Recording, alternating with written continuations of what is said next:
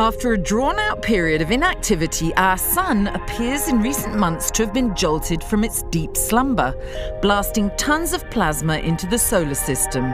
The flares emanate from sunspots with enormous magnetic filaments rising from the sun's surface. This is just the most recent activity of the star that makes life on Earth possible. 4.5 billion years old, the sun emits the light and warmth necessary for human life through a process similar to nuclear fusion. What looks to the human eye like a glowing, peaceful golden disk is in fact a phenomenon in constant change. The sun is not just a boring yellow ball in the sky which doesn't change. Of course, it changes over periods of 10 or 12 years from being relatively benign to being quite active. Since the 17th century, scientists have been actively charting the appearance of sunspots on the surface of the sun. These spots, now known to be solar flares, have been responsible for major changes in the Earth's temperature in the past. Today, we don't completely understand how solar mechanisms can disrupt our climate, which is why we have to study them and understand how this star works. That's the purpose of Soho, a joint ESA and NASA observatory launched in 1995. In orbit more than 1,800,000 kilometers from Earth, Soho's position means its 12 instruments can observe the sun without the interruption of the moon and the Earth passing in front of them.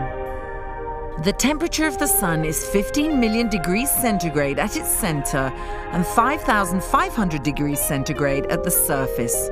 This creates constant movement and magnetic activity. Some of this shows up as sunspots. On the sun, we can see dark patches, which are in fact concentrations of solar magnetic fields.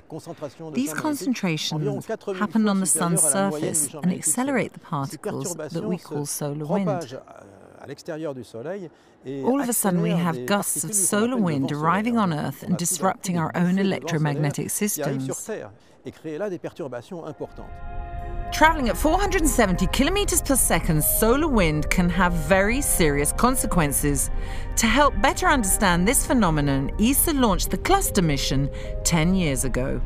Comprising 4 satellites flying in close formation around our planet, Cluster studies the interaction of the solar wind with the magnetosphere, a sort of protective belt surrounding our planet.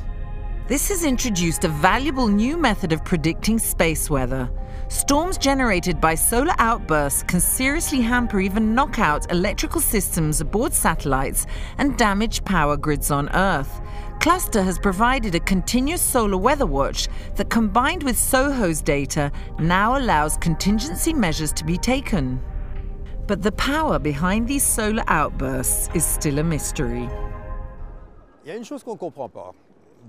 The thing we don't understand about the sun is how the dynamo which produces the solar magnetic field really functions. The sun is like a sort of magnet with a north pole and a south pole. It would be very interesting, in order to understand the magnetic field's emission mechanism, to observe the sun from above.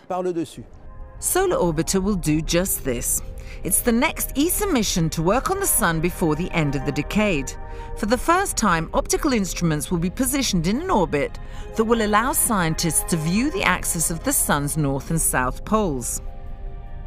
Scientists are fascinated by the sun, not only because of its physical influence on our planet, but also because of the answers it could give us to questions which become increasingly vital as our population and our energy needs grow.